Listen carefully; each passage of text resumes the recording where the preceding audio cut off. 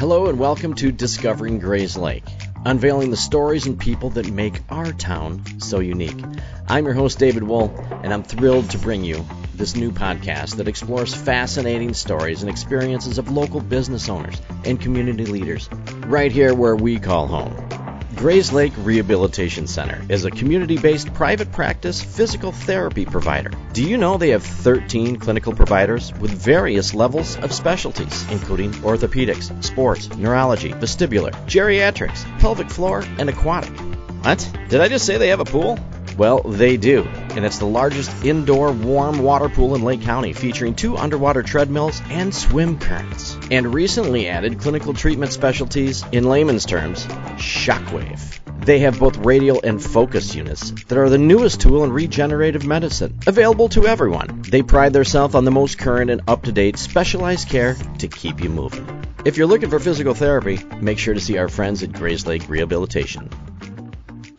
All right, ladies and gentlemen, welcome back to another episode of Discovering Grayslake. I am sitting right off of 83, and before I even tell anybody where we're at, I would give a shout out to Agora Co-working, because we usually record at Agora Co-working. Luke is so good to me over there. Agora is located right on Center Street and Atkinson Road, so if you're looking for a place to get out of your home and want just a place where you can have an office, great place to go. Luke's a great dude. And speaking of great dudes, I'm sitting down with Dr. Griff today. How are you, man? Good, buddy. How you doing, Dave? You know what? I am excellent. I've been looking forward to walking back into this. Me too. Glad you're here. I am. So we're at the Blind Pig. So the Blind Pig, we're behind my office. It's a building behind the office. Matches the building. It's green. And it's my kind of personal saloon. I built this. I put an addition on here. I'm not even sure, 25 years ago. Built it as a garage, but then I love old saloons, pre-prohibition type saloons, so I've decorated. I love antiques, I love history, and I've done it up in like a 1905 saloon. Most of the stuff is old like that, but occasionally there's a thing in here that might be from the 30s or the 40s, but most of the stuff is kind of right out of that era. It's amazing. Well, thank you. Like there's if we sat and did a tour of everything that you have in here, we could do this for like 6 days. Right. No, it's fun, and it's a lot of everything I've got here is kind of personal. I bought individually, and it didn't like I bought everything over the years, and we've had a lot of parties. We watched the 7th game of the Cubs World Series in here. Oh, you watched it? Yeah. And I watched every other game in my place in Milwaukee because I swear and I scream and I couldn't handle it. But the 7th game, we had to have people over here, and it was a long night. I'm sure. And I had to work the next day. Or an early morning. Yeah, right. Yes, it was. That may be better too. So so in the front, you're a podiatrist, is that correct? Correct. Okay. Correct. How long have you been doing that? I got out of my residency in 83. So 40 years. 40 years. 40th anniversary, yeah. So now, did you grow up in Grayslake then? Grew up in Grayslake. My dad grew up in Grayslake. So we got my brothers and sisters. I have 2 older sisters, 2 younger brothers that are all Grayslakers. My dad was second high school graduating class, played captain quarterback on the football team in 48. So got a lot of history here in Grayslake, which growing up you thought it was kind of like a Hicksville kind of thing, but it was a great place to grow up, and it's changed. Oh, well, just a bit. It's changed. I mean, when I was growing up in the 60s, grade school, 4,500 people. I think when I was in high school, it got into the 5s. Now I think it's actually a few hundred more than Libertyville. If you check that, people didn't believe me, but I know the census before Grayslake had a little bit more than Libertyville, like 27,000. I did not know that. Yeah, I'm pretty sure. You can check it, but they've grown up, and everything's changed, but the people are still friendly, and I still live here, so I like it. Wow. So the office in front, you've had that since you said 80. Right. So Kenneth Stein and I bought the house as an investment property in 86 maybe. All right. Lifted it up, put my office underneath. I worked down there. He lived up there, and we shared it for a couple of years. And then I bought him out, and then tore some some big oak trees back here, which I was sad I had to take down, and then put this building in back here. How soon after you had your office there, after lifting the house, how soon did you put this in? 4 or 5 years maybe. Okay. And then the garage, I built the garage, and so. Wow. So you're like the foot doctor in Grayslake. Well, yeah. I mean, I'm the only foot doctor. Chulingarian, Gary Ripberger, who was a mentor, Doc Faulkner, who I went to when I was a sophomore in high school. That I just got turned on to become what he was. They were all practicing here, but Chulingarian was the last guy in downtown Center Street. Jack, good guy. He's now retired. But there's podiatrists in Libertyville. But I'm actually the only one I think physically that's in Grayslake. That's awesome. Right. So competition is tough around here. I wouldn't call it competition. I mean, it's, I've been doing this a long time, so I have it pretty steady. But if you were to come out on your own and just hang up your shingle, which is great with podiatry, you can just be a solo practitioner. You don't have to, work in a corporate office and, like a lot of doctors do nowadays. Right. So. A very interesting profession to go into, but you got turned on to it from somebody you used to see. A mentor, yeah. Doc Faulkner, longtime Grayslake guy. You mentioned old timers. He was kind of a legend in town. He had a band that played around and Grayslake firemen's dances and everything. But I went there one day as a planter's wart, bottom of my big toe, and just a great guy, big head of white hair, and shook your hand and started talking to me about my mom and dad, and he had to numb it up and cut it out, and I didn't care. And then he gave me some literature, and I walked home, and I said, this looks like this would be a great thing to do. And so if I didn't almost flunk out of high school, but I wasn't a good student, but well, you had to turn into a good student at some point. Well, eventually. So. Your story reminds me of Boma a little bit. Yeah. How he had a mentor and right. He didn't like school until he got something that he really loved. Right. And then he went after it. Exactly. There was more important things in high school, girls and sports than there was studying. Oh, I thought that's all the high school was, just girls and sports. Okay, well, enough about your business. We don't want to talk about that. We got so much other stuff to talk about. So you've been here forever. Tell me you like to collect antiques and obviously and your history. Yeah. Do you have like a first piece that you bought that you can say that started your addiction? Because this is an addiction. Yes. And I got a good story about the addiction. Okay, good. I got a lot of stories. But my first thing that I remember that I liked that was old, when I was probably in third or fourth grade in my parents' basement, they had a little meat grinder thing that hooked on, and it's like 1883, and I'm going, that is old. And I didn't even know what this thing was. And that was the first thing that I kind of appreciated how old things were. But I've always liked history. In high school, I liked, the history class and the Civil War stuff. But when I got into collecting, I was a resident. So I was a poor resident making $8,000 a year, but at least I wasn't paying tuition. I got into old jukeboxes and went into a full blast, studied on old jukeboxes. I know every model number, Seabergs, Wurlitzers, Rockolas, and bought a jukebox for $600, a Seaberg C, which I still have, restored it. And I still have it. And then I went into Coca-Cola machines, antique Coca-Cola machines, gas pumps, old gas station memorabilia, advertising, which I still love. The old advertising is wonderful. And then old saloons. I love old pre-Prohibition, pre-1920 saloons. I like being in them drinking, and I like... Apparently. Yeah. Apparently. We'll have to, or if we're allowed to, we'll post a picture from in here. Okay, yeah. No problem. If you want people to know. Yeah, that's all right. All right. A lot of people have been here over the years, so... Okay, gotcha. So we were chatting a little bit, but I want to share with everybody. So you call it the blind pig. Right. So could you explain what blind pig is? Right. So blind pig, as I mentioned to you earlier, is you see it on old movies about Prohibition, and it's used synonymously with speakeasy, and that's really not what it was. A speakeasy was an illegally operated drinking establishment between 1920 and 1933, when the whole country shut down serving of alcohol. So everything was illegal back then. So speakeasy wasn't a blind pig. A blind pig name came around in the Chicagoland area, probably in the 1880s. And these small operators couldn't afford the expensive liquor license. It was $800 to $1,000 for a year for a liquor license in Chicago.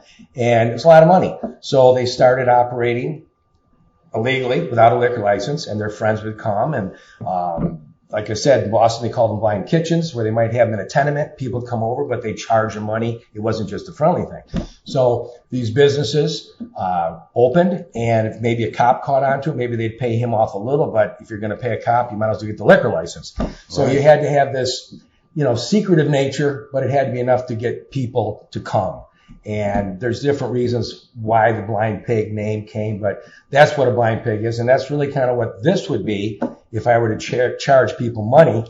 Right. And like, you come from Emil's, come here, and I charge you, $2 for a beer, and I take I'd be a blind pig because I don't have a liquor license. Right. So that's what it is. Right. Because this is just a personal, right. You have your personal bar. Right. Wow. Exactly. Let's go. So did the name come before you built it, or did you build it and then you wanted to call it that? Well, I don't remember. I built it, but I did start a real business, as I mentioned earlier, in Berlin, Wisconsin, which was a mistake, but I met a lot of good people, and that was called the Blind Pig Saloon. And, I had 25 employees and fish fries, and it was a regular big 8,000 square foot building.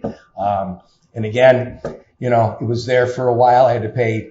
It only ran for a couple of years, and then I leased it to another gentleman, so I could go up there and stay and stumble up and down the stairs. You could have fun there rather than work, right? Exactly. But and then they kept the name, and now some other people have the name up there. But that's good. Okay, so how do you decide to do that? Did you used to hang out there, or like? No, I was just just a little crazy. I was going through town at an antique shop in Grayslake, and I saw a flyer that this building was for sale in Berlin, which was close by, and we went and looked at it. And 1880s building, all brick, corner, wood oak floors or walnut floors and tin ceilings. And so I bought it just as an up north getaway, kind of like a cabin. Right. And then, one thing led to another, and I had these old back bars in storage, and I said, hey, let's start a restaurant. So that's what I did. And it was a lot of work, a lot of money. It was my midlife crisis. It was, I didn't buy a, convertible. I started a saloon. I didn't buy it. It happened because I had old saloon stuff, and then I decorated. It was kind of like this. Really? But bigger and more stuff in it. And it worked. All the kitchen stuff worked. I had big coolers where I kept the kegers like that, but they actually worked. And it was kind of unappreciated. If it was down here in Grayslake or Libertyville, it would be gangbusters. But, what I paid up there, I wouldn't probably be able to afford it down here. But with all the travel back and forth and my kids loved it. They were little kids, and they waitressed with the waitresses up there. My son would do magic tricks behind the bar to the patrons, and I think it helped develop them a little bit. So. Yeah, develop them in one way or good or bad. But that's awesome. They still talk about it. And my son's brought his girlfriend up to town and, pointed out, the stuff they used to do and ride their bikes and things. So it was kind of like when I was growing up in Grayslake, right. Riding your bikes to town. And we're taking a quick break just to say hello because everybody knows Nano, and Nano knows real estate. And actually, I believe that's the name of her Instagram page. So if you're looking to buy a home, sell a home, or know somebody in the market for a home, contact Nano from Baird & Warner. She's a Grayslake girl helping out Grayslake people. So yeah, when we talk about old Grayslake, we have a lot of feedback that we get on the show, and people love to hear old stories of how everything happened. And obviously, you're into.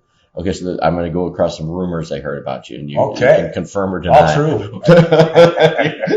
We have a lot in common. Yeah. So the one thing I heard about you was that when the Last Chance closed down, you and another guy went in and bought a lot of the stuff. No, well, close. I know the story you're getting to about the Big Nose Kate. Yes. So I got to become friends with Bob. Bob and I are the same age. Bob from Emil's, Bob Bose. Yep. And my dad, another big good story is my dad's been going to Emil's for every day for 10 years until he passed away. He moved back here when Emil's opened, and 11 years ago, 12 years ago. But so talking to Bob one day, and he had told me in confidence they were going to buy that, and they actually bought it, and the owner was kind of upset that they bought it because it was kind of a straw buyer. But I said, you got your money, what do you care? So anyway, so Bob said, you want some of this stuff, we're going to walk people through it. And so I knew exactly what I wanted. So I walked through, and I said, he didn't know anything about Big Nose Kate. I mean, he was from Mundelein, and I grew up, and since 19 I was drinking at the Chance. So I said, I would love to have that right hanging up there. I go, what do you want for it? And I think he told me a price. It was cheap. And I said, I'll take it. Shook hands on it, and that was it. So now 2 weeks later, they're having the auction. I'm up in La Crosse on vacation. My dad calls me up. He's going through with my brothers, Glenn and Guy, and he goes, did you work a deal out with Bob? Because everybody's asking about Big Nose Kate, and he is like pointing to it, and he's talking like it's still for sale. So I get on the phone, I call Bob Bowles up, I go, Bob, Griff here. I go, that's mine, right? He goes, well, yeah, but it's getting a lot of interest. We're going to have to renegotiate. I go, you son of a bitch. Right. So I went back, talked to him, and I gave him a little bit more, nothing bad. I said, Bob, come on. He goes, that thing could have gone for big bucks. And it's in my bedroom. I have a bunch of antique pre-prohibition naked, saloon pictures. Those are also, that one I don't think is like pre-prohibition. I think it's maybe 20s, 30s.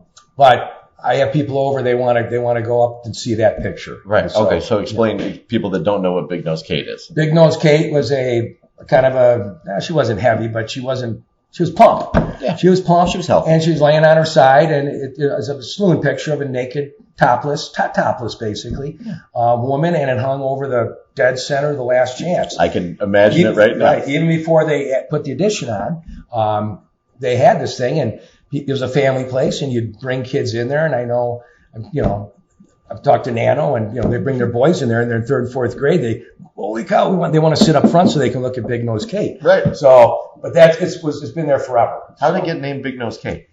Well, she's got a big nose, and I don't know. I wasn't looking at her nose. But and you have this in your bedroom. Yeah, it's in my bedroom now with some other naked old people. Right. Old people. Some naked old people. Naked old ladies. This is the creepiest show that we've done so far. That's fantastic. Any other things out of the chance that you got that you had? No, you know what I did? The Custer picture right there. Yeah. Yeah, I got the Custer picture. So I'm a big Custer, Old West battlefield stuff, and so I took that. That is awesome. So that's about it. Wow. I think that's all that's in here. Yeah. Okay. So everything else. So this is just from antiquing, like driving around, just finding.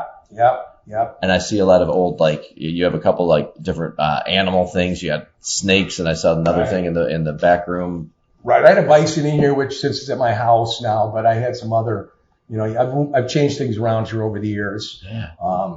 Didn't really want a TV. I wanted to cover it up. This picture over here covers a TV, the old big TV that I've never removed because it's so heavy. Right. But that would cover it. And this, you'd want to kind of cover to keep the, the oldness, but I just. Right. You can't have a 70-inch nice TV in here unless it comes out of that cabinet or something like that. Okay, so this seriously is an addiction. I mean, you have so much shit. Well, a story I was going to tell you. I was treating a patient in a room and talking about antiques, and they go, "Man, you got a problem." And I go, I do have a problem. And I said, and so my office manager walks up to the door. Not Pam. This is a while ago. My office manager, Tammy, was here with me forever, and Tammy's standing there, and I'm going, Mrs. Johnson. I said, it could be worse. And so Tammy knows, because I do run a little through the business sometimes, but, it's furnishings, but she knows what I spent. And, so anyways, I'm talking to this lady, and she's like, that's crazy. I said, well, it could be worse. I could have a heroin addiction. And Tammy goes, it'd be cheaper. So it might be, but it might be. But, but it is kind of it's a fun addiction. It's a passion. Yeah. It's just, Hey, everybody's got things where they put their money up, but this is like some really great. And you'd be able to, I said, when you retire, I need some money, I'll sell a piece, and then I'll sell another piece. And sure. I just auctioned off a bunch of pieces 2 weeks ago at an auction down at Donnelly's Wild West. And they have a big advertising show twice a year. People come from around the country, the jukeboxes and stuff. And he came out and cleared out my garage with stuff I've had forever so I could get my car in there for the winter. And, made some decent money. But I lost money too, because I said no reserve, and things that I know I paid $500, I got $300. Right. And, but sometimes you gotta clean but house. You've enjoyed it for years, and it's, it beats sitting in the bank, maybe losing money in the bank or not getting any interest in the bank. And this is stuff you can have fun and have a passion for, and everything has a story. Yeah. Wow. Wow. Okay, so you've had this. So you've had parties in here then. Lots of parties. Lots of parties. Lots of parties. All right. So how many people do you think have been here that actually are going to listen to this that are like, oh, I've been to the Blind Pig. Yeah. I don't know. Some of my good memories is when I got divorced from my wife Barb, who we get along great. We had 2 great kids, and her and her husband Dean, we go out together, and so we get along fabulous. That's awesome. Now that the kids are older and there's no money issues about paying for things, makes it a little easier. But when I moved out and got separated from my house over in Highland Lake, I moved above here, and that's when I made it into a apartment. And it's a great little apartment, and I had this downstairs as my, say, rec room. So it wasn't just a little place up there. That's so dangerous. So I'm divorced like 10 years, and and I'd be down here, and I always had a saying with my friends, if the Blatts picture here, even if the lights are on and you're coming down at 2 a.m. on 83, don't come by. If the Blatts lights on, you're more than welcome to come by. They'd come by no matter what. Right, of course. So they'd come by, and there'd be, late night parties here, and it was fabulous. And I'd go upstairs, and they'd stay up here sometimes till the morning. I can name a bunch of people, and you'd know, oh yeah, they'd be here till the morning. But so that was for about 2 years, but it was for 10 years when I was single. Right. But about 2 years where I was living upstairs, and then I took the house back over, and I might go a year without having a party here now. And then, we might have 3 or 4 parties in a couple months. Okay. So now that we're friends, we're going to change the frequency of these parties. Yes. It might just be me and you. Like right now. Right now. We may or may not be having a beer at 11 o'clock in the morning. That's right. But at least you don't have to see patients. So that's right. Not till tomorrow. Right. Exactly.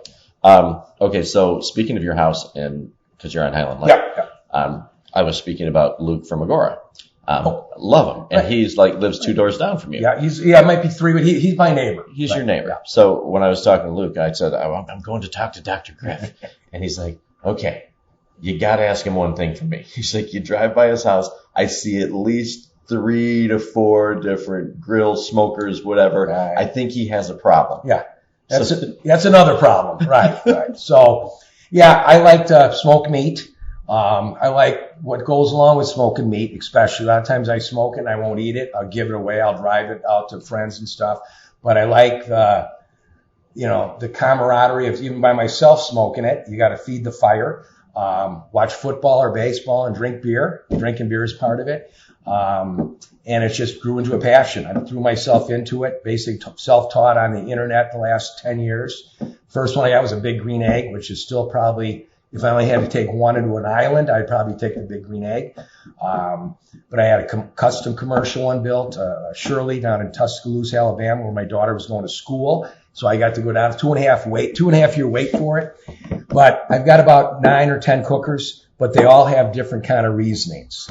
A pellet, if you want to put a brisket on for 14 hours and go to bed, it just feeds itself. But it's really cheating, I think. It's not a lot of fun. You can enjoy it as much, right? Right. So I like sitting there throwing the log on every 40 minutes, and fire management is what it's all about. Right. And I smell like smoke. I come to work, and sometimes on Monday, and my patients say, "What have you been? Are you a fireman?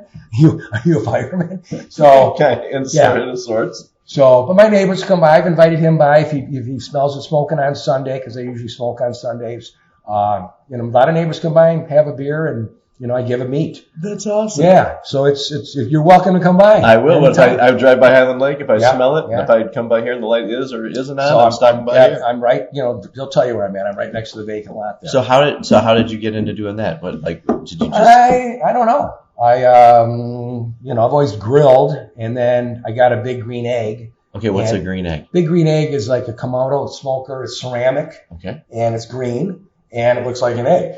The bottom part down here, and they're all over. Have you ever seen a Big Green Egg? They're big. I'm sure that I have. But it's charcoal you put in it, and you can bake in it, you can smoke in it, you can grill in it, and you can put charcoal in it, and you do a 12, 13-hour cook and not ever look at it. And, put a remote thermometer in it. Yeah. Go down to emails and watch the temperature on your phone. And if it needs to be, but it's a long cook. So you can cook and, not have to be there. But I like being there. Right. You have a lot of things going on. You have a lot of stuff, which is fun. Yeah. And that you've worked hard enough to be able to do all this fun stuff. It's great. Well, I'm blessed. Like I said, it was about Grayslake, and I love Grayslake.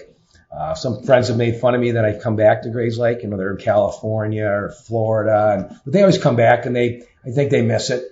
But I'm blessed in that I had a great family, or have a great family, great father, and mother too. But my father was here the last 10 years, and good kids. So I could go tomorrow and not have a regret. Right. That's awesome, and that is a really good thing to hear. Yeah. Since we're on the smoke and meat part, I know that you haven't. That's a transition I'll probably never use in my entire life ever again. So we're gonna switch gears here for just 1 second from smoke and meat. This part of our podcast is brought to us by Barbecue Productions. My buddy Chris Schillenberger, awesome guy. You guys would probably talk about smoke and meat for years. So we call this the Grayslake Hot Seat. So I'm going to rattle off some questions for you. You answer them as honestly or dishonestly as you want, because everything on this show is true. I hope you know that. All right. If it's on, I've been honest so far, which is scary and great. Yeah. Okay, if you had to have a superpower, what would it be? I'm not a superpower guy, but I don't know.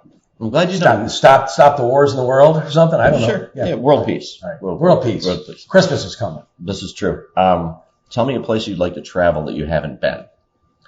Oh, probably New Zealand, Australia. Awesome. What is your favorite TV show growing up? Favorite TV? I like Combat a lot as a kid. Nice. What else? We can always tell people's ages by these. You're not saying like Full House or anything like that. There was no TV. Right. I like to sit by the radio. But I don't know so much when I was growing up, and I loved the reruns. I mean, even 30 years ago. But like Leave It to Beaver and Andy Griff show. Right. I mean, those were like early 60s, and I wasn't really watching them then. But in the early 70s, I was watching the reruns and things. What was your first car? Well, my first car, I was fortunate enough. Just on a short answer, 71 Malibu. You would tell a story about it. Well, I was in sophomore, and it was, and it was like 2 years old. My parents got it, and my dad went away to work, and my mom went to work. So I got to drive that thing all the time. So I was kind of spoiled in that I got to use that car all through high school, dates, anytime I wanted it. I used to say that, on Fridays when I was a senior, I was 18 from December through the spring. I could write my own notes. I took every Friday off, senior year in high school, to go wash that car and get ready for the weekend on dates. I never went to school Fridays, my senior year, spring semester. And yet I'm a podiatrist. Yeah, right. So I washed that car, waxed it, and got ready for the weekend. And then my first car that I bought was a 74 yellow Nova. Nice. We jacked it up with Kragers. And, of course. Oh, yeah. Just the word Kragers makes me smile ear to ear. Do you have a hidden talent? No talents. No talents. Because these are all of your talents of you're a good shopper. That's not a hidden talent. If you had to write a book, what would it be about? Seriously? Yeah. I know what I read it about. Right. I've always said I was going to change to Wisconsin. I would love, if I could write well, right, and I had I'm retired, I could do it. I would travel all over the state of Montana, road trip. You come with me, right? Have different people join me for a week at a time, and I'd hit every old saloon and get the history, take pictures, and write about that saloon, when it started, who had it, who was murdered in it, any historical facts. Boom, go on to the next town and go all over Montana and do that. That's awesome. That would be cool. That would be. And when that old picture, and then even the ones that maybe that were torn down and stuff. But yeah, I got this fascination too with crime and things where crime happened. And I'm not one to go run over right now or the house is burning down, but I love to go see where things happen. That's awesome. That would be. All right. I'll do that. Now you can come with me. All right. Fine. I'll take the pictures. All right. And then we can. We can do drone photos of them too. Just the surroundings. Right. Okay. If you were forced to have a different job besides being a podiatrist, is there another career you would have chosen? OB-GYN. I'm just kidding.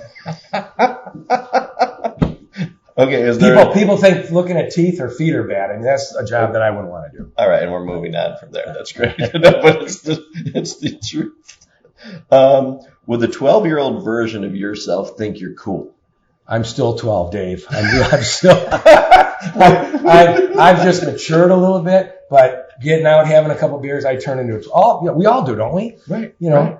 We were told by a certain someone that you and I were not allowed to do this podcast while we were drinking. I bet. So cheers to that. Yeah, cheers to not doing that. Do you have a nickname? No.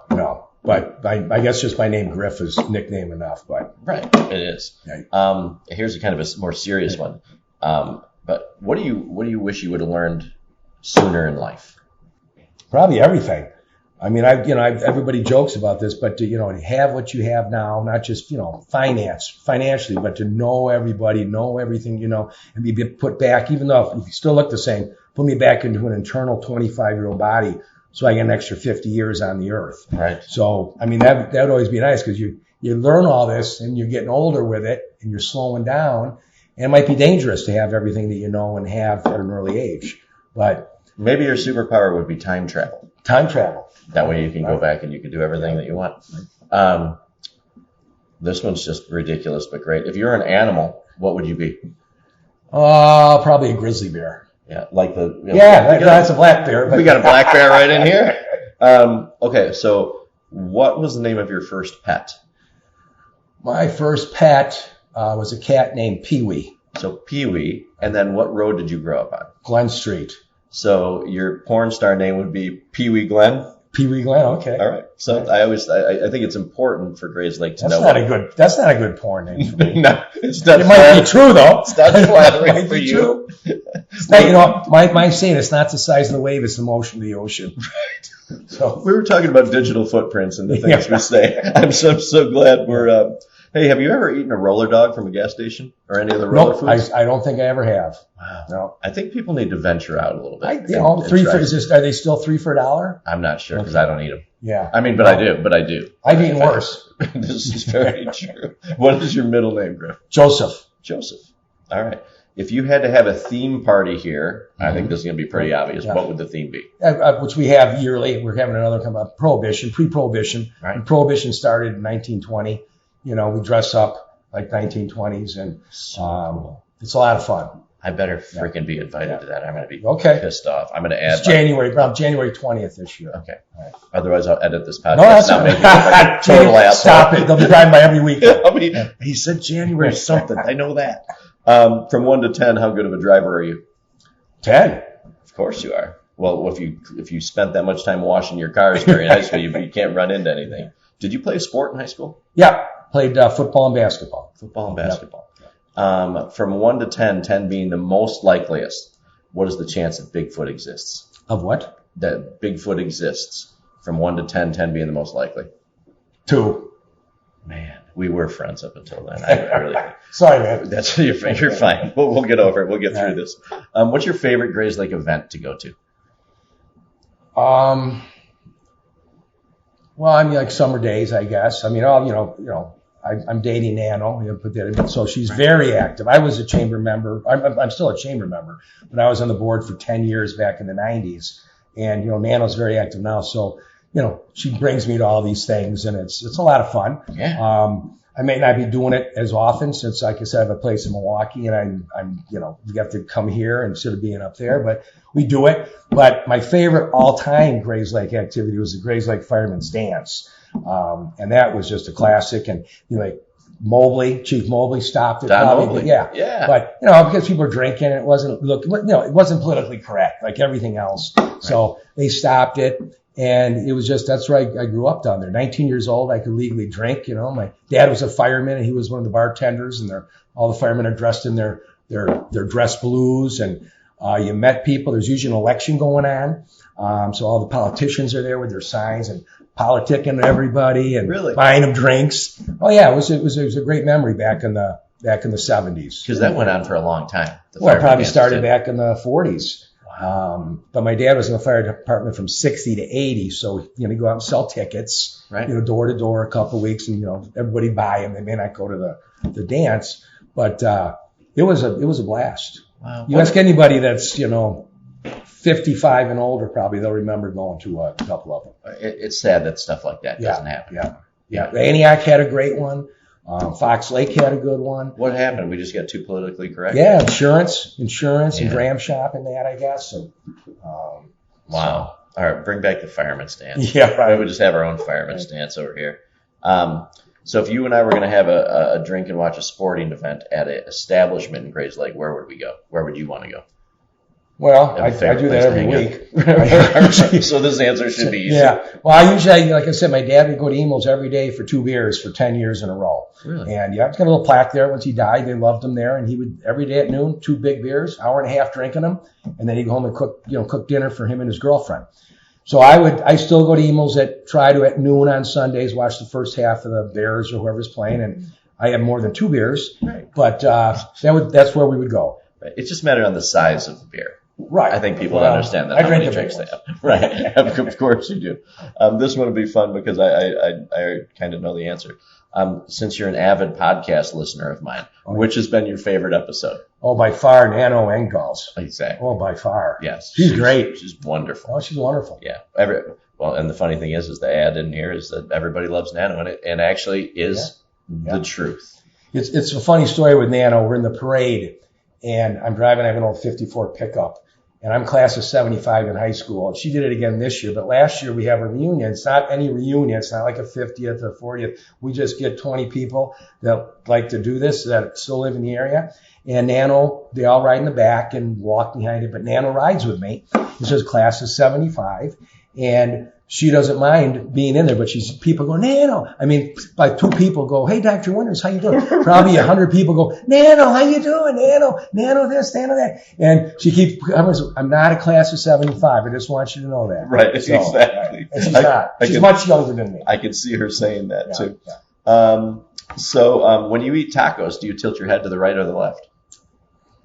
Left. Wow, I think you might. Yeah. I think so. I think I don't go right. I think right-handed people go to the left, and left-handed people go to the right. So you see how important this is. Oh, this is big. This is really important. Like you said, this lasts forever. This is exactly. I'm not changing my mind. If you had to bring a famous person or somebody that has never been to Grayslake, if you had to bring them to Grayslake, where would you take them? Besides here, because probably Charlie's. There's another place I grew up in. It was Bill's Tavern. That was an old classic place. Wow. Yeah. Okay, that's something that hasn't been said on here. Bill's Tavern. Bill's Tavern. Without a doubt. Go to Bill's Tavern. I wish the old Jim Davis was still the bartender. Called him Red Butt. And he was just a tough old guy. And he liked me because I shot guns and I was big into guns. When I came in at 19 years old, my dad introduced me. He goes, he's not going to like you. He's a tough kid, tough guy. He's an old guy. Right. Started talking about, shotguns or Glock 17 or something just come out. And the guy fell in love with me. And one of the few bars I've never been kicked out of because he liked me. Right. So, that's good. One of the few bars you haven't. But that's right. I'd take him. I mean, if Frank Sinatra came in, I'd take him right down to that place. So. That's awesome. No, and it's funny because it's just part of it. And it's still basically, if you go in there, I have a safe on loan that I restored that's on the way to the bathroom. There's an old antique safe like that one over there that I did up that says Bill's Tavern. And it has the original proprietor, which was Jim Davis's father-in-law that started Bill's Tavern. Wow. Okay, so the only time I've ever heard Bill's Tavern is from my mother because my mother grew up here. Okay. And she was talking about Red Butt too. Mother's a smart lady. Yeah, she was. And I'm sure my mom never went to a drinking establishment around here. Mm-hmm. And she raised a good kid that doesn't do that as well. Yeah, no. But it's nice to hear stories. I'm glad you're educating me on this stuff. It's very good. You have a favorite childhood book that you remember that you loved? Probably. Probably something on scuba diving. I was big into scuba diving like in 6th, 7th, 8th grade stuff. You're a fascinating man. Jacques Cousteau or, Jacques Cousteau, that book or something I was probably reading back then. But like in 2nd, 3rd grade, I don't remember. Yeah. Do you have a favorite late night snack? Anything that's, when I come stumbling home, anything I can grab. But I don't know, I've made, eggs. Grab some pizza or something. Right. It depends how late it is, I guess. Yeah. All right. But I usually make a mess. It's a mess there in the morning. So and it reminds me what I ate the night before. Right. Well, we have to have evidence of what it is to wonder why you feel like crap in the morning too. Okay, thank you, Chris from Barbecue Productions. He's always so kind to sponsor our show, and Nano's actually a sponsor of the show. All right, Nano, we appreciate everybody, and our Grayslake Rehabilitation Center, love those guys over there too. Robin, thank you so much. Okay, I want to hear.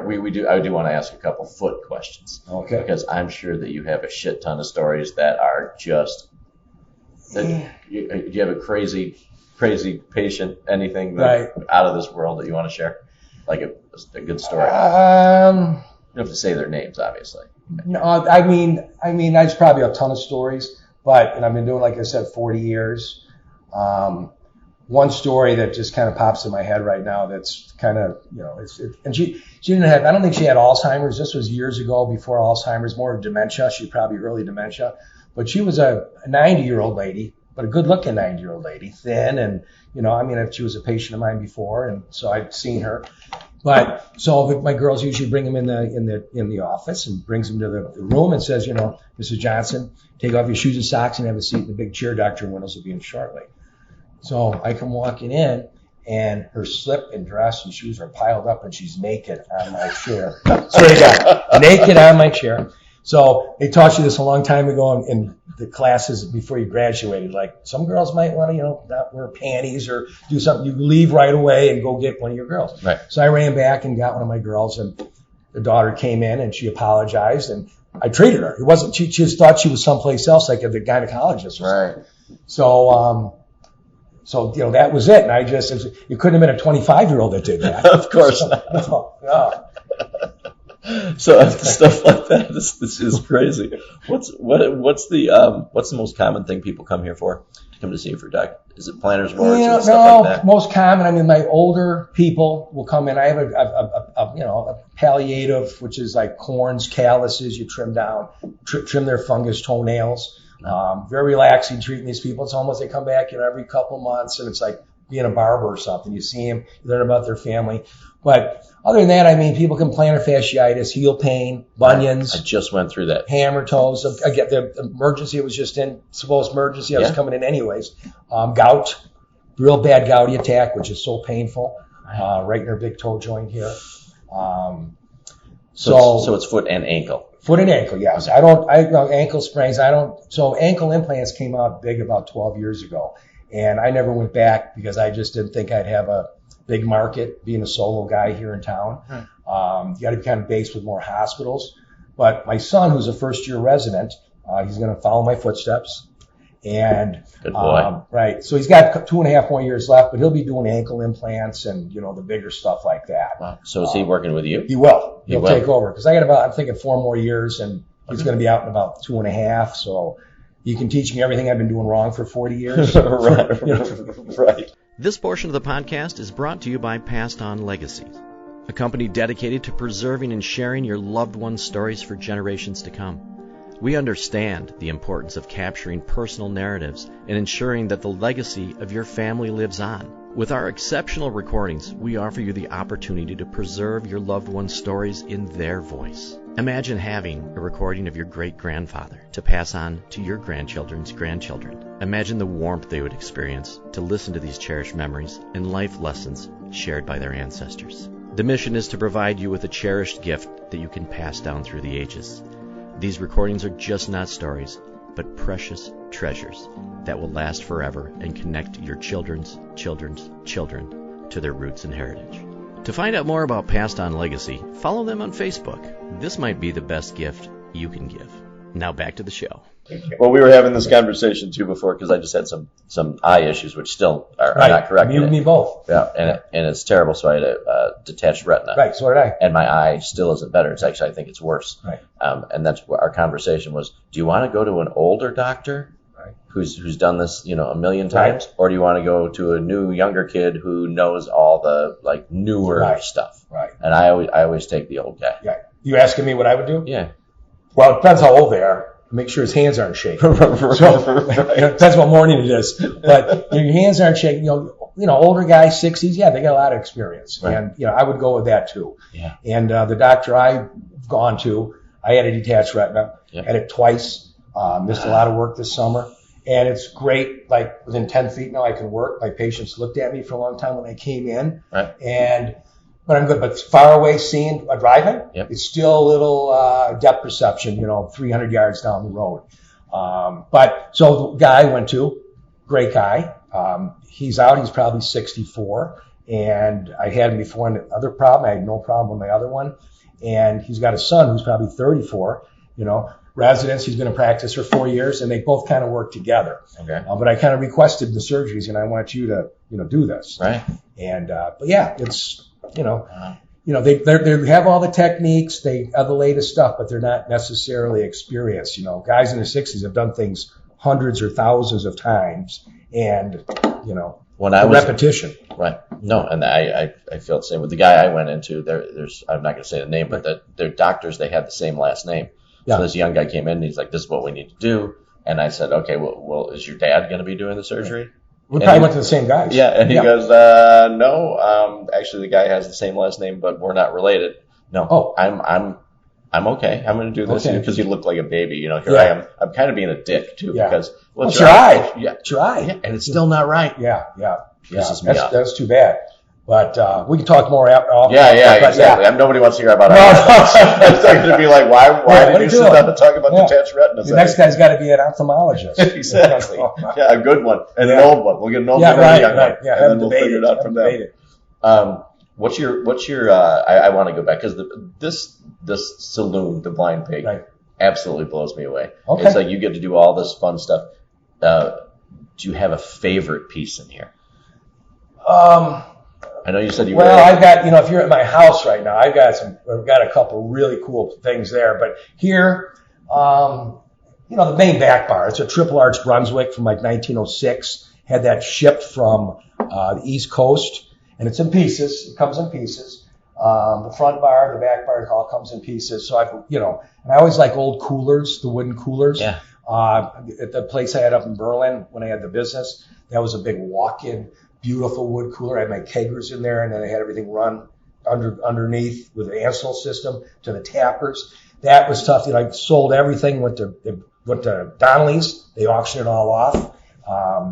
But that's probably my favorite piece in here. Yeah. How do you even go about finding an old bar like that? Yeah, you just, you go, nowadays I think it's easier because you can go online. Right. And you may not find it, but you talk to people that, I have friends that if they don't know it, they have friends, and it's just kind of a brotherhood, people that collect stuff. So if, you wanted something, I could, like the drug deal. If you want something, I can get it for you. I got a guy. But, so it's like here, that's Berliner beer. That's from Berlin, Wisconsin. Kind of a hard piece. And they made beer back there up until like Prohibition. And maybe again a little bit right after Prohibition. There's still there, an old brick brewery from the 1890s. And that was their local beer, craft beer that towns had all over. And I picked that up, and I'm going to get the neon back in it and put it in here someplace. That thing is awesome. Yeah. Gosh, Right. what a fun hobby. It is. It is fun. So you were like the American Pickers before the American Pickers. Kind of. Yeah. The American Pickers kind of cracked me up. Patients come in all the time and they say, I love that show. And I say, I got friends that have been on that. Yeah. And they don't pull up like that. They come the day before. They don't hide stuff, but they know what they're going to kind of find. Right. I have an actor friend who was on there, and he wasn't even doing anything, but he got hired as an actor to come look for a old refrigerator or something, and they went on there. So it's kind of bullshit that they do that. It's a fun show. I'm jealous of him because I got a good buddy, Wade Grosich, out in McHenry, big collector, great guy. And he and I can see him and me driving around and doing that, and we'd have a lot of fun on the camera. Yeah. So maybe you can do that when you're doing your saloon tour. Yeah, maybe. Yeah, maybe. And the other thing, when you go to their store in Nashville, down in Nashville, Nashville, they have a store. American Pickers has a store. And they also have the original one over on the Mississippi, but they have a store that you can buy antiques. So I go in there, and I go, oh, this is good. And I'm looking at it. I go, how much for that? That's not for sale. Everything I wanted was the good stuff, and none of it was for sale. They had all the little stuff that they probably paid too much or something. Right. But just to dress the place up so it looked really cool. But they wouldn't sell you anything that you That's why I don't like going to museums, because you can't buy things there. You can't. It's all nice, but it's like, what if I don't want that? Right. Have you tried? No. Okay, I was going to say. But the one thing, you always barter with antiques. You always, hey, would you, 100, would you take 80? Of course you know. So one time after antiquing all day, and I was probably had too many beers, right. was at picking up some steaks or something at the Jewel, and it was $84.50. Would you take 70? At the grocery store. She just looked at me. Right. You didn't get it for any cheaper. No. You should be able to. It's a habit, negotiation. Right. That's too freaking funny. Yeah. So you have a lot of different addictions. So you got this, you got that. All right. Yeah. Right. Yeah. Should we have one? Yeah. Yeah. We're gonna have one more. Right. Just because we can. Now that we're back on, we got a refill. Dr. Griff said that Bowman got 2 episodes, and he doesn't want to. So we're gonna make this 3, and we're gonna visit every tavern. Yeah, every tavern in Grayslake. And then we have a story for you. Yeah, that'd be good. Any more good? I know you're talking about growing up here and going to taverns in Grayslake. Yep. So. Good stories about. So what bars were downtown Grayslake when you were hanging out? Bars downtown, Last Chance Saloon, Bill's Tavern, Les's Lounge was across the street over here, where the liquor store is. Yeah, that was a Les's Lounge, and then it was some other things. That was a didn't know that bar. Oh yeah, first floor. It was a 2-story place. The top burned down in the '60s. But there was never a bar on the north side of the street. Yeah, you had the Laugh Stop. That was where Fred's is now, I believe. What was the Laugh Stop? It was a bar, and it was where the counter is in Fred's. That was actually where the bar was. Okay. And you'd walk in there, and it was the guy did the magician stuff. But really, not to bring this up, but you talk about interviewing other people. You got a lot of people to interview. Yeah. This guy would be pretty entertaining, and you just talk Lou Frank. Yes, I know Lou Frank. Lou, but he'd be telling a lot of good stories because he's got a good mind for remembering dates and exactly stuff, and who was with who, and he knows a lot of good history. Yeah. I mean, Churchill does too. Yep. But Lou's more of a. They're 2 different kind of. Yeah. Right. Yeah. But excellent, because he's been on my list for a long time. It's just a matter of, I think I see Lou at the gym all the time. He works out. Oh, yeah, maybe. Yeah. So. But the bars, I mean, the Green Mill, the Green Mill, which is a bar restaurant out at Lake Street in, 83. That then was. I wonder how many people listening know about these right now. Oh, they probably kind of do. But I knew nothing about the Laugh Stop. I knew nothing about Les's. Okay. There's the Casa Capri where BL Plenty's. Remember BL Plenty's? I remember BL Plenty's. Casa Capri was a place out there. There was another saloon, which is, what's the guy's name? Right where they sold the Christmas trees forever. It's still there in the corner of 83 and 120. Yep. That was a 2-story. That was a saloon right there. I was a kid, probably in 4th grade, and my dad would have these burn downs, fire department. They'd burn down buildings and practice, and he always brought me along. Fun. And it was heaven. I mean, I knew all the firemen, and I'd run around and throw stones in the windows. Before they burn them down, I could break the windows and run around. But yeah, they burnt that down, and I remember the chimney. Everything clapped with the chimney standing there, and they backed off, and they had tried because it was fell down, almost hit the road. Wow. But I had no idea there's a tavern there either. Tavern there. And has there ever been anything there since then, or has it always been? Yep, it's just been vacant. Vacant. Christmas tree guy. He was something. That the family that sold Christmas trees forever. Yeah, I mean, my kids, I got to know them, and I think they can't build on that land because it's like swamp or something behind there. In the back there, I think there's swamp. Yeah, but what a great corner for a business though. But I should again. I had a patient brought in a tray that she wouldn't sell it to me. It was like a serving tray, and again about books, going to saloons and finding out what's there and maybe what was torn down and just do a big book. She had a tray of this is like from the 30s maybe, a tray of the Chain of Lakes, a map of the Chain of Lakes with numbers all over it. And then down the bottom, it had the name of every bar or restaurant on that thing. And just there would be a great starting point.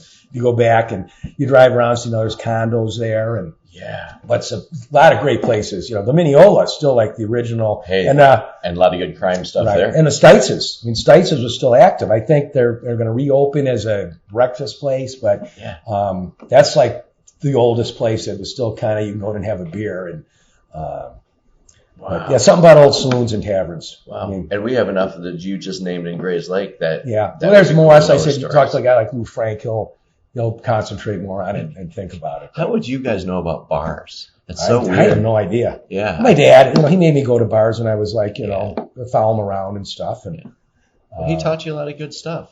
yeah. My dad, I always said my dad didn't talk to me for 20 years. I was 5 or 6, and he took me to the firemen's convention in McHenry. And firemen, and they're drinking and dancing with girls, and he's giving me peanuts and popcorn, and I'm talking to these boys that are sons of the mother. Right. And we got home like at 2:00, and my mother was crying and said, where have you been? What have you been doing? I said, Mom, I had a sugar high going. I said, it's been great. Dad's been buying me stuff, and he's been dancing with girls. I remember he was doing the twist, chubby checkers, like 1963. And he didn't talk to me for 20 years. I'm just kidding, but Right. he was pissed. Right. He was pissed. He goes, come on, you're my wingman. Right. So, Well, we didn't know at that age. Yeah. Like, yeah. I have a funny one too. What my first friend who had a child, we were on the way back from somewhere, and he brought it back from gymnastics class, and me and him were talking, and he said what a hottie the gymnastics teacher was. So we got home, and his son told the wife, but I'm standing there. He's like, "Did you know Miss So and So? She's such a hottie." Oh, she goes, man. "Well, how do you know that?" She's like, "Well, Joe and Uncle Dave said that she was a hottie." And they didn't talk for 20 years. They're probably it's a probably joke, called but them. yeah, I mean, it's like, you bring your kids out and then you get paid back and stuff. But I had some good times going out, places, and, my dad would take, because he had 5 kids. He wasn't going away for the weekend or doing something with the fire department without taking, one of us. Right. So. What a cool relationship. But yeah, good stuff. The fire department was a lot of fun growing up. I had a lot of good memories. So I see in the back room here the trophies of the water fights.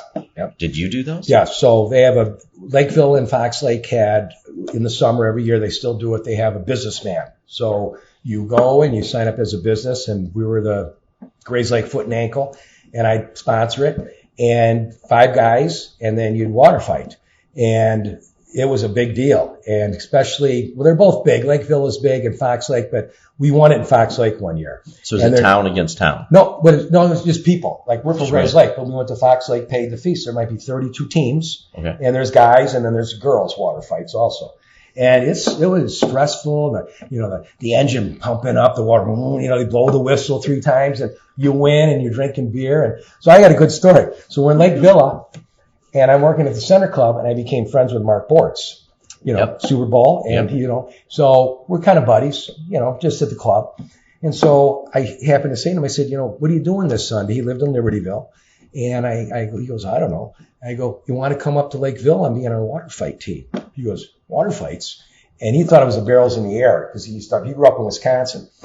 And I go, no, it's down here. He goes, where is it? I'll see you about that. So he shows up.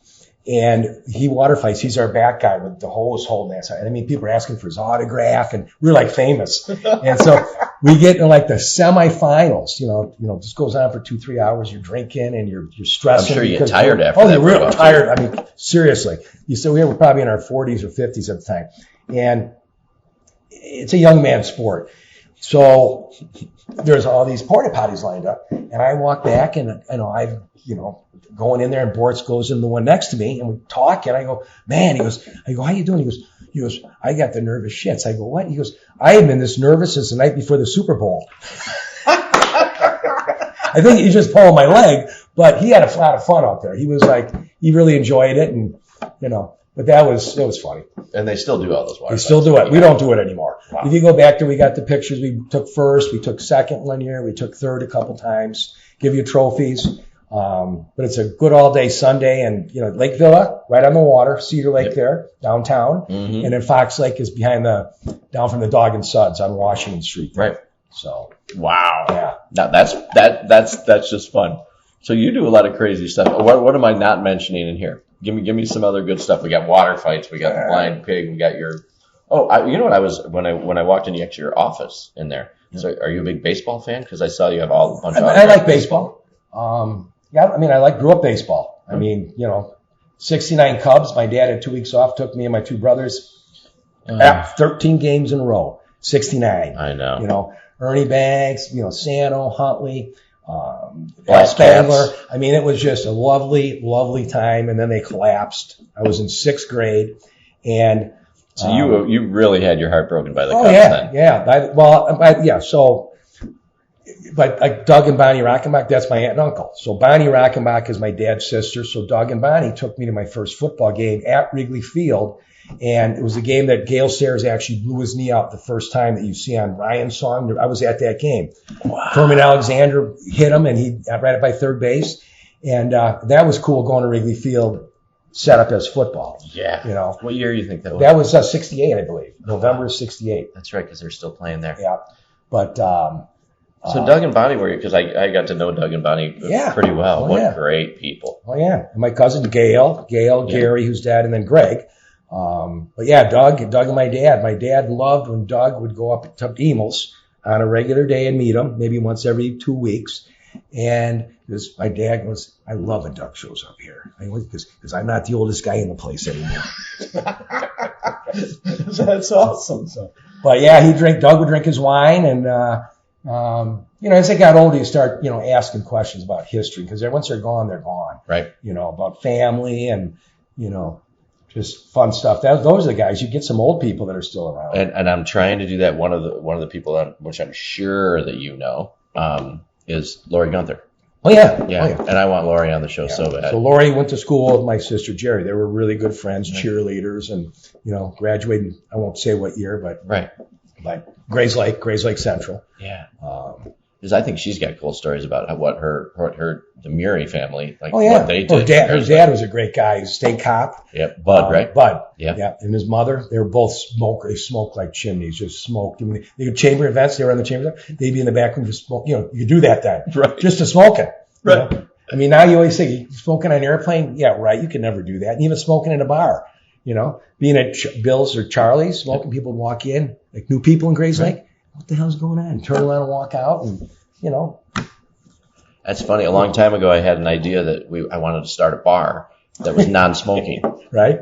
And I thought that would be the coolest thing, because people that didn't want to smoke. Right. And then 4 years later, apparently somebody heard my idea and did it all across everywhere. That brings me to the thing. So when I had my saloon up in Berlin, I had smoke eaters. There was no smoking on one side. It was the ladies' side, and the man's side, where everybody went, I had 2 smoke eaters, and they cost me $2,500 each.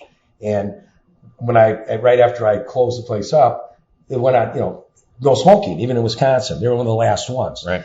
But you think about businesses where something like that is passed, how they're done. Right. I mean, the smoke eater company that they had those. So, talk about something you don't see coming. And then you're like, you could have started it and done good for 4 years now. And then it's not that everybody's there. Right. Then I would start a smoking bar. Yeah, there you go. Which they have. which they do. And especially if you're in Wisconsin, or I'm going to Central Illinois. Right. And I walk into a bar last year in Central Illinois. You sit down, people are smoking at the bar because there's 400 people in the town. Right. And they don't give a shit. Right. So if you don't want to smoke, don't go there. Exactly. Right. That's how I kind of felt about it here.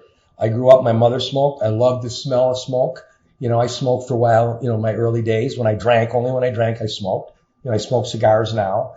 There's a cigar bar up in west side of Delavan Lake. Somebody bought it. I mean, big time money, cigar bar, big leather bar stools, humidor, and it's new, and you can smoke cigars in there, and you can smoke cigarettes if you're a cigarette smoker. Really? Big TVs, and they got the ventilation going well. But they're telling me all about the laws, and I was like, how do they? I don't know. Right. I don't know. I want to go back to a last chance story about smoking, which I thought was great. When you back in the day, that any young people who listen, they don't understand it, right. But when you get smoking or non-smoking, but at the last chance they had a non-smoking section, right. Which the table next to you, right, was the non-smoking, and the other one was there. Right. And I used to always they would walk in, and my favorite joke for all time was, "Hey, do you have a smoking preference?" Yeah. And I was like, menthol. Yeah. Right. Yeah. You go to the menthol section. Right. You go to all my guys are smoking menthol. Right. The Marlboro Red section is back there. Red, There's the old school non-filtered guys. But it's funny how things have changed. Like even from bar things, to even what you're going back with history of like how bars were, were secret. Oh yeah. Yeah. Well, that blind pig, because of the liquor license, or, again, they weren't officially blind pigs. They're more speakeasies, or, even in Kentucky when, after Prohibition, it was illegal. They're an illegal county. So it really wasn't they were trying to not pay the liquor license. They were just doing something illegal like Prohibition was. Right. So it really wasn't a blind pig. Blind pig was like this place would be if I started serving stuff cheap and pulled people out of Emils in downtown. Right, at the end of the night, you could and, say. And people would start talking and I'd get busted. Yeah. Or somebody'd kill somebody and I'd get sued. Right. So it's not worth it. But that's what a blind pig was. It's just they didn't want to pay the liquor license basically originally. It's crazy. Yeah. And they probably sold more liquor during Prohibition than they did any other time. Oh yeah.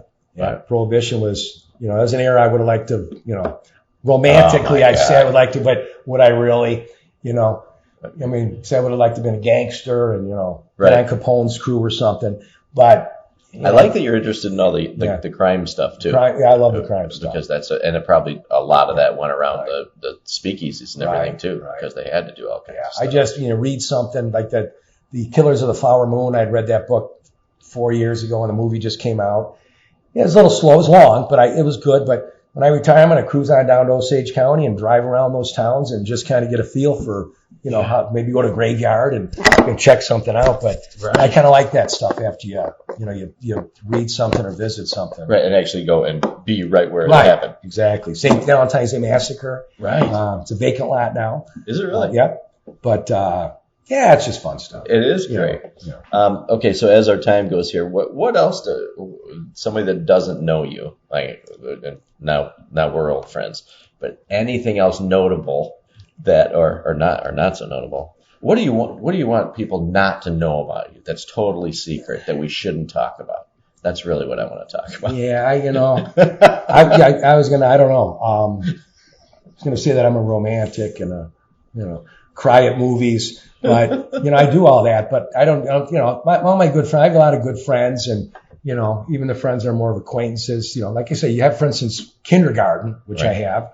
It's like the old neighborhood, they do anything for you. I have a friend that I've known 10 years. He's a great friend, but he doesn't know me like the kid I went all through grade school and high school with.